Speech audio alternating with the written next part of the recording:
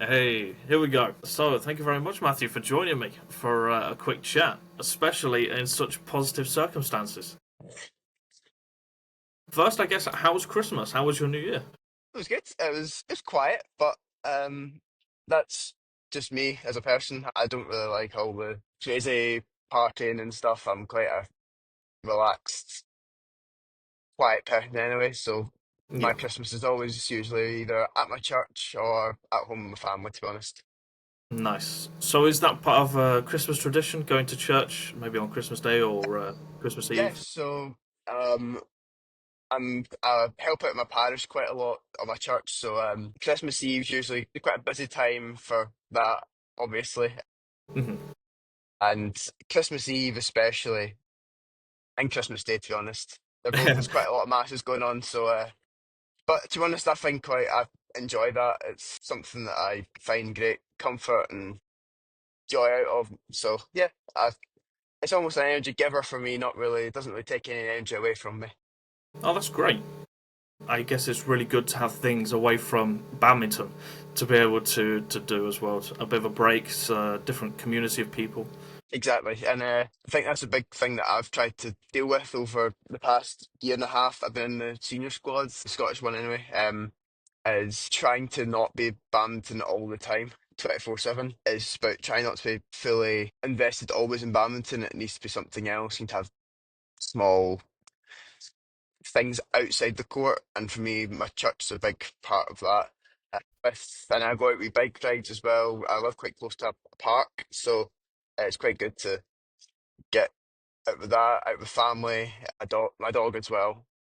Whenever I can, I'm not sleeping. I'll try to take her out walks. Yeah, I guess that's one of the unspoken things about training and being an athlete is the amount of sleeping or resting you have to do. It's not all action, right? Exactly. I think it took me by surprise, but I think it's taken my family by even bigger surprise with just how much I am sleeping. Whether it's sleeping or I'm very close to sleeping. I think actually I'm sleeping more than I'm actually training because it's annoying sometimes for my mum and dad, obviously, because they're used to a boy who's always quite energetic and jumping around the place, whereas now I'm kind of just a zombie for most of the time. Although I think I'm coping better than what I did at first. When I first got in April 2023, I was absolutely zonked like every single day. But now I'm finding wee ways of or small ways of uh, getting myself energy, whether that be certain things I do, or is it going outside, getting sunlight, getting vitamin D into me. It's all these Mhm. type of things that we've worked with psychologist and the wellness person at the Institute of Sport to try and give Nice. me some sort of energy. Okay.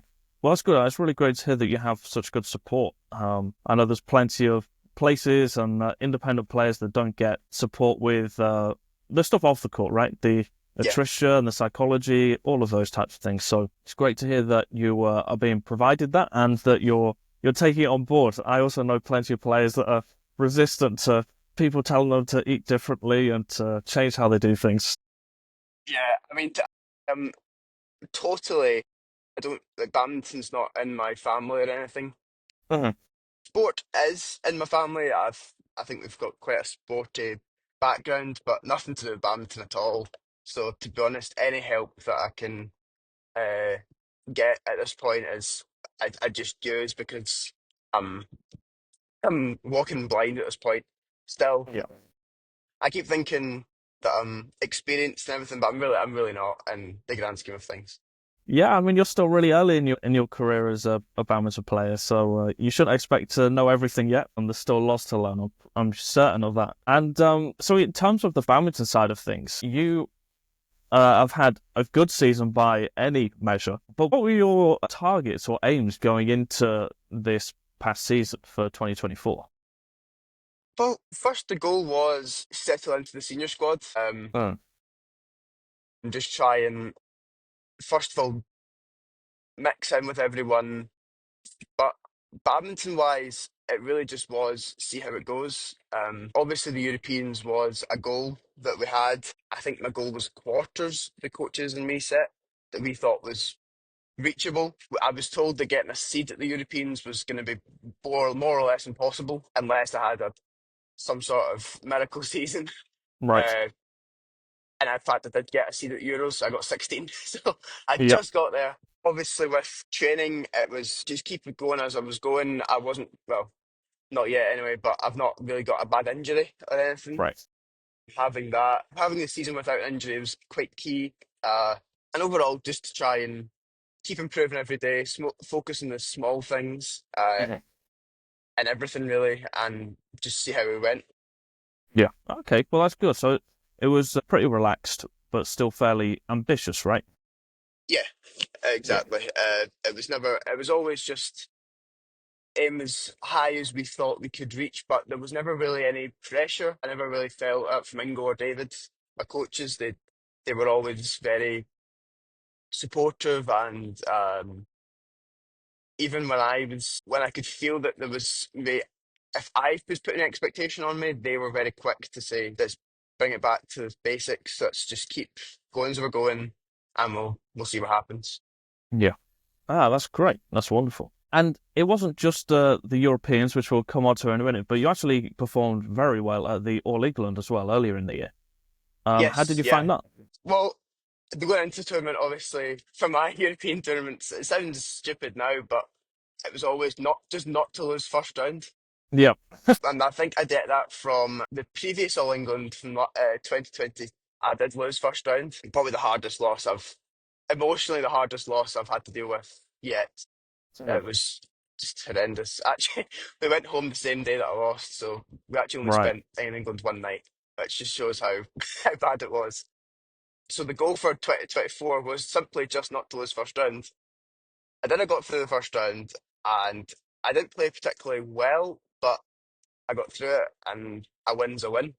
They then so we just kept going through the rounds. I was on the phone to the coaches again, just trying to play my best badminton. Didn't really matter what the opponent did. It was all about what I was doing, what I was bringing to myself. So whether it be certain footwork patterns I was trying to implement or certain tactics, as long as I was doing them and focusing on them, it didn't really matter the outcome necessarily. For me, whenever I do those things, the best outcome starts to happen. Right. It was it's a good mental trick that I play with myself is almost to focus on myself and what I'm doing, and with that comes a better result, in my opinion. Yeah, I think And that's some then, yeah, really powerful mindsets to have, really. I think it's very smart to focus on that first round because it can be tough, right? If you're traveling to a new place, different environment, different setups, trying to get your habits set up or your morning routine set up to actually play a match, and that's going to change everywhere you go. So that first round is super, super important. So I yeah. don't blame you for worrying about that. And then we got to the quarter, and I'd never had a European medal before. It was I knew it was possible. I had the belief in myself. It was playing like I knew how to win was the thing for me. The boy that I played for England, I remember the match being quite cagey for probably the whole time. Actually, I did win in straights, but it was quite a nervous match. And then I obviously to win that quarter final, and then finally securing a first European medal for me was just I could have stopped the year there and I'd have been delighted. To be Right, honest, the semi was actually still good. It wasn't like it was a poor semi by any stretch of the imagination. Obviously, Tiago is a phenomenal player. So for me, my belief was almost showing myself I'm up there with these guys right. in the junior setup anyway. And I think I proved to myself I did because I had quite a substantial lead in the second, and my brain then just did its usual and turned off. Fair Right. play to Tiago, he did bring it back through his own good shots and everything, but it was a missed opportunity, put it that way. I think I could have, if my badminton's always fine, but if it had just been that slight bit better in the crucial points, I think it would have been a bit better for me. I think it's really tough in those types of matches where I presume you're feeling a bit more pressure. You're against a player that you know is a very good player. You know you have to play at the very top of your game. To focus through every single point of a three-set match is tough. Did you Yeah. find that aspect difficult? My attention span isn't phenomenal, so yes, I do struggle with that. Not all the time. It's kind of sometimes I struggle with it, sometimes I don't. I'm getting better. In fact, I'm from New England. I'm a million times better than I was. Mhm. We're focusing on it in training as well, just trying to keep that mental focus, trying to get a purpose to every shot. And especially in that match, I remember I flew out the blocks in the start of the second set, and then that just think that it's not conscious, it's a subconscious decision. That's not Right. a decision, it's just it subconsciously I just switch off, and it's almost like I can do this, and then that never really worked. Yeah, and I think that's an understandable thing to happen. But presumably the only way through that's going to be actually being in those positions more often. And I Yeah, think you did prove that as you went through yeah. the season, even. And saying that, you had some other good results throughout the season, but I think the big focus was that European Junior Championships. Yeah. So did you feel like there was anything different about that European Junior Championships compared to some of the general tournaments you played?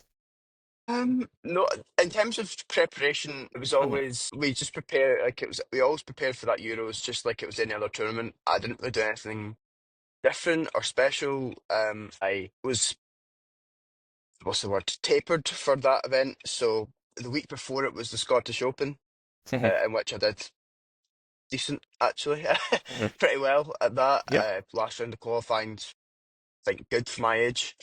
Then was not. I was actually not looking forward to it too much because I get very homesick. So Right. the thought of being away for 12, 14 days was a bit daunting, I'm not going to lie. But when I'm playing the badminton, I don't even think about going home. Right.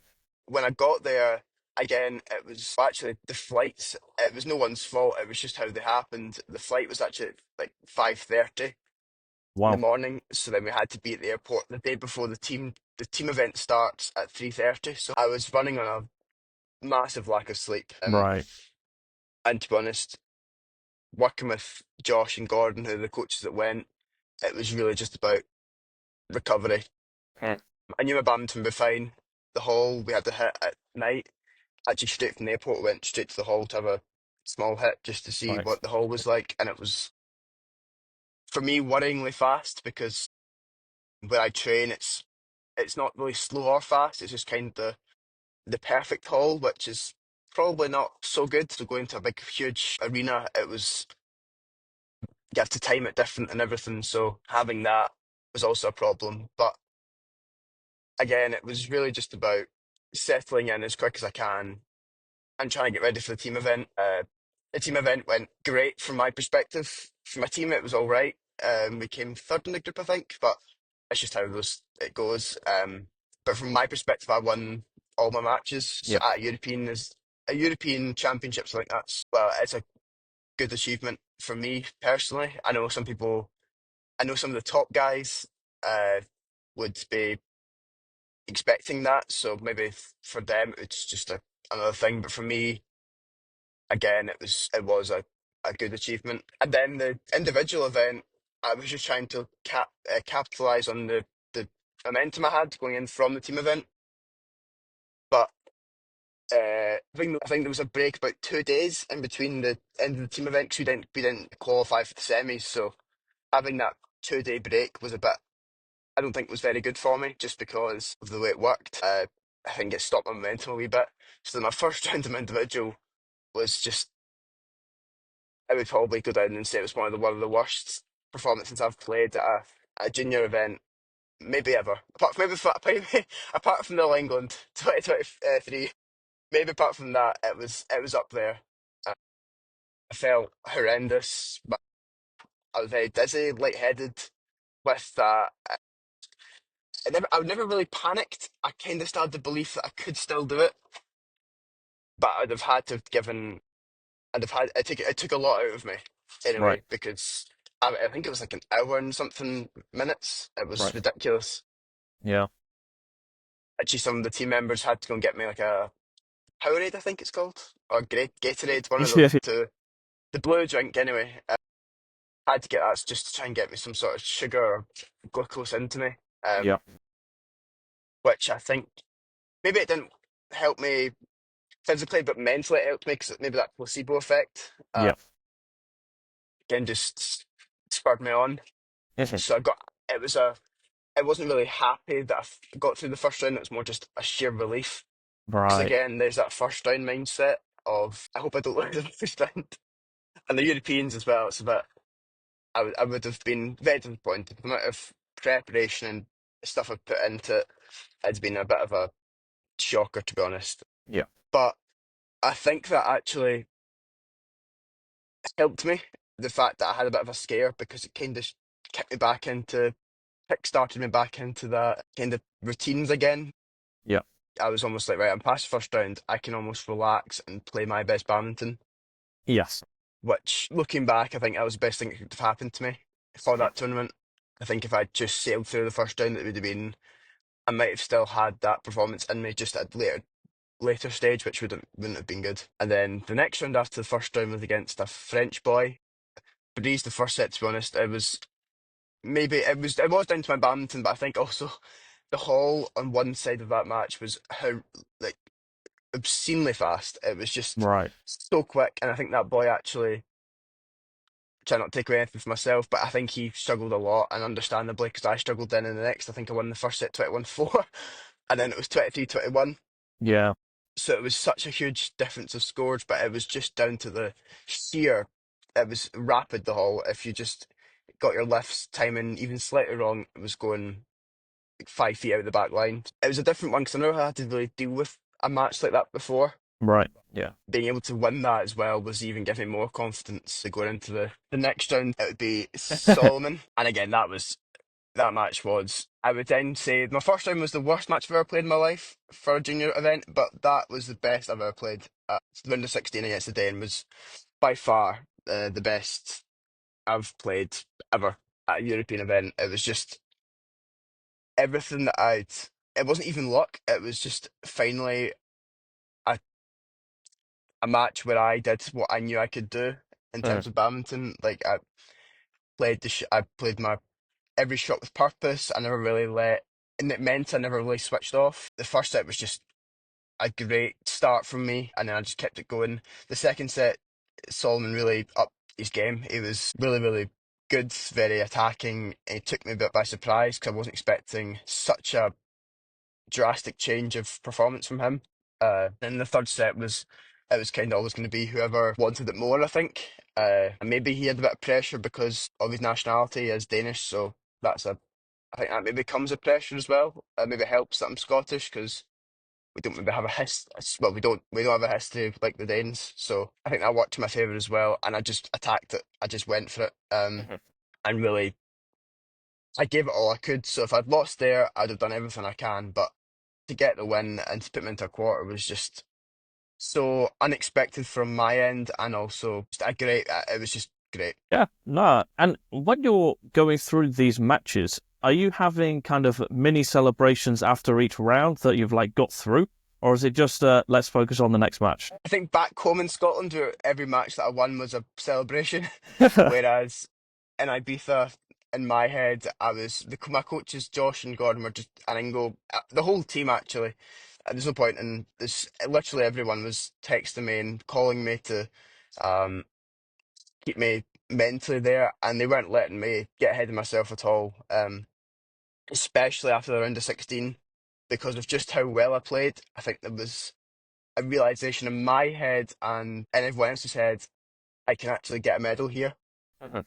And so after I knew the quarter final would be the same day as the round of 16. So having another game that day, I couldn't allow myself to start Mhm. celebrating because there was no time for it. So maybe it's the only time I ever really switch off is when I've either out the tournament or won it. There's no real Right. crazy celebration, though. Right. Okay. Okay. There's no kind of little celebration ritual. I can have a little chocolate bar now. I can have a little bit of cake. little celebration. But that's good. I think that speaks volumes about kind of how you think about it. If you're just not wanting to break your mindset while you're in the situation, I think that's amazing. And that took you on to the quarterfinals then, which was what you said was the aim for the tournament for Yeah, at the start of the yeah. season. So you'd already achieved that. So how did you feel going into that match? Very, very, very nervous. Just because I knew what was on the line. Uh, I think what helped was the Spanish boy was even more nervous than I was. Right.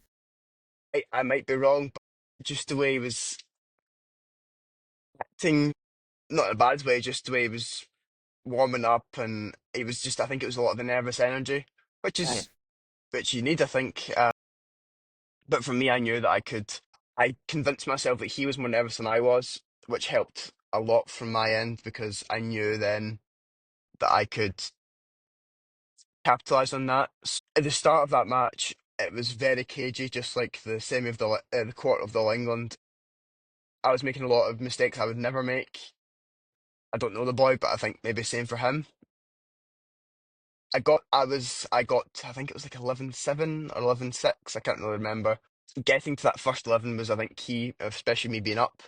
It helped a lot. I think from there, I kind of settled myself into the match.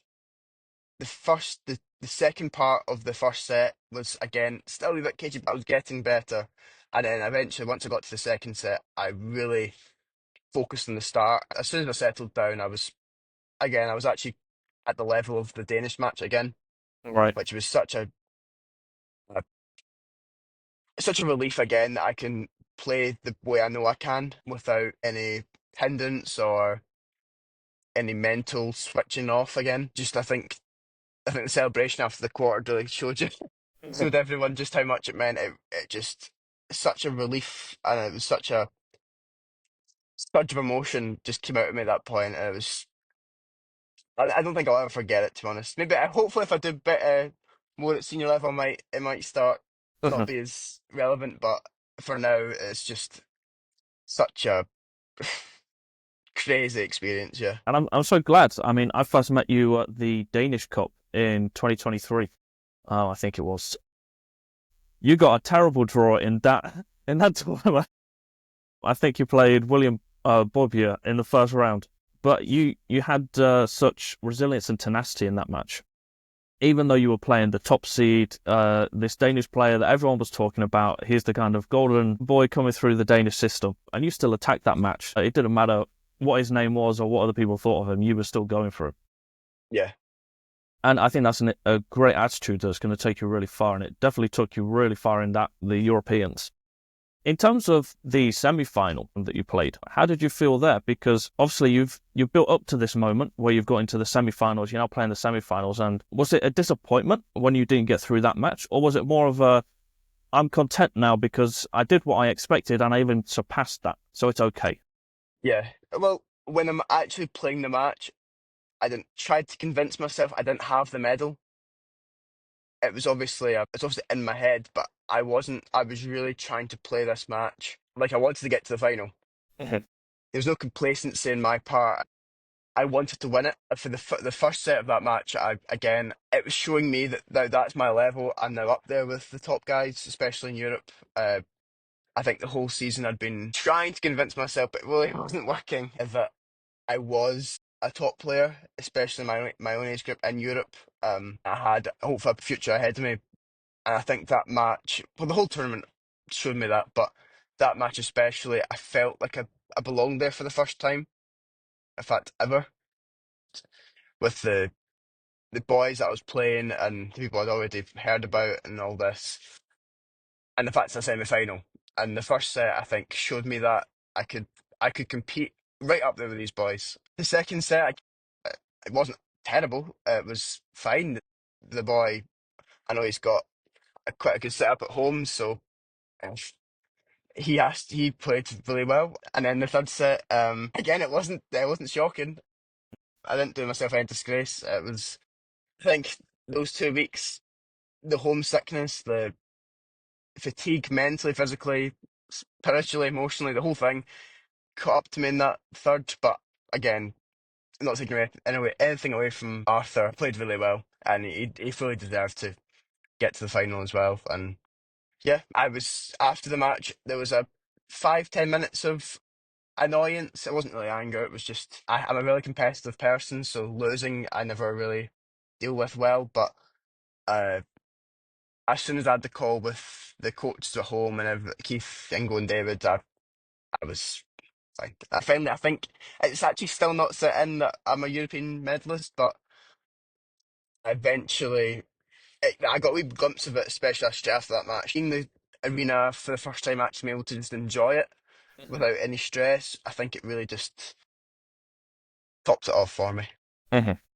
To be honest, it's good that you don't like to lose. That's going to be really important if you go forward and play at the senior level and want to progress even further. I think I see quite a few players that they get very upset after they lose. They don't want to lose. They hate it. And then people around them try and tamper that down. They try and make them more okay with it. When really that's the fire that drives a lot of players that I know to actually perform better and to go back to training after the loss and push themselves a bit harder to change that for the next time. So Yeah, don't think that's a bad thing. That's yeah, definitely a good yeah, thing. yeah, yeah. When I was younger, I was an absolutely terrible loser. My mum can testify to that. I was horrendous. Every time I lost, you can imagine. Yeah. But actually, my mum's been the driving force of that. It's been in terms of hammering me right down. Obviously, having institute support with the psychologist has helped me a lot as well. Like the coaches and their experience have helped me. Uh, and also myself, I don't want to go crazy every time I lose. I need to use it to my advantage. And I think me obliterating rackets, so I've never done that. But if I was to do that, I think it just wouldn't help. It would make the emotion then irresponsible. I need to use every time I lose. I try my best to, as much as it hurts, to try and think, well, it's God's will. It's going to happen. So I need to use that in order to spur me on for future. Yeah.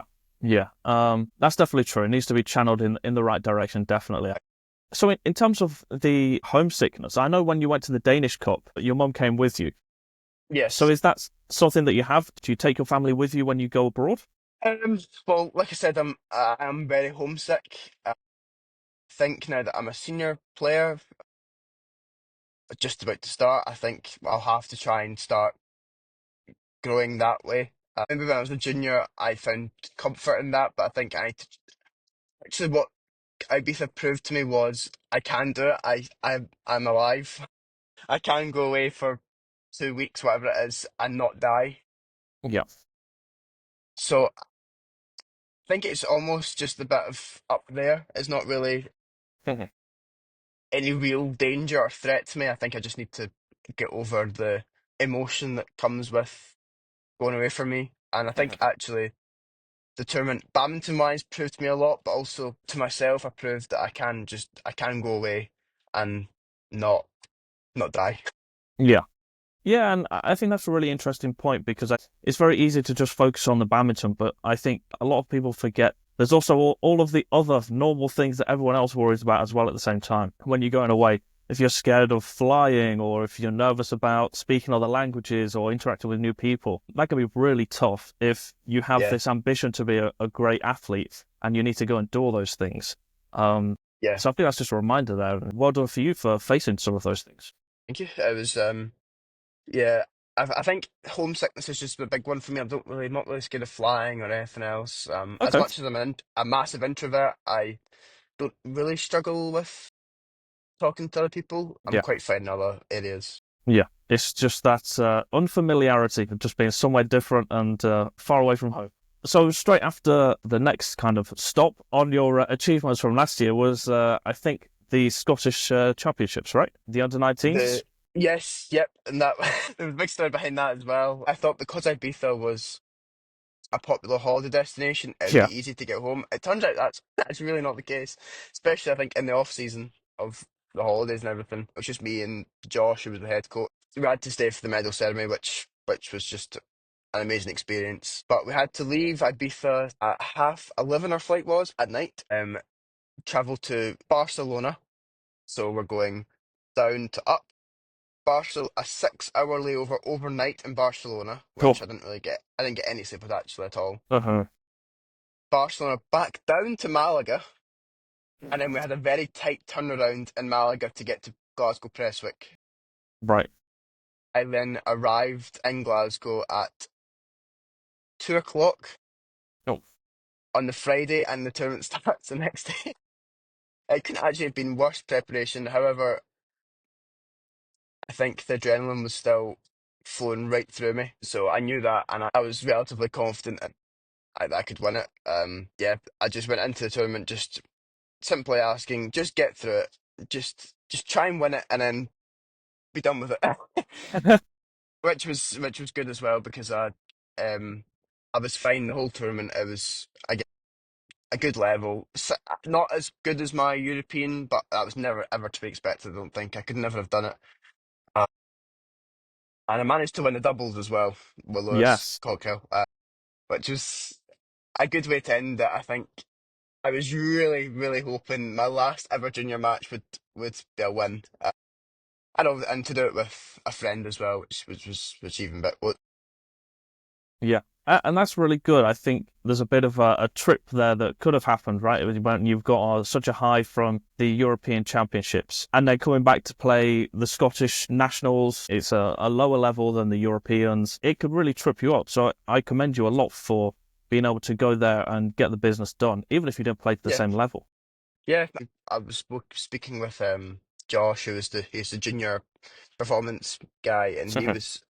I think for me, it was to send a message to the younger guys in Scotland because obviously we're not a country that has tremendous success at singles. I hope that changes. I think it will change just by the way things are going.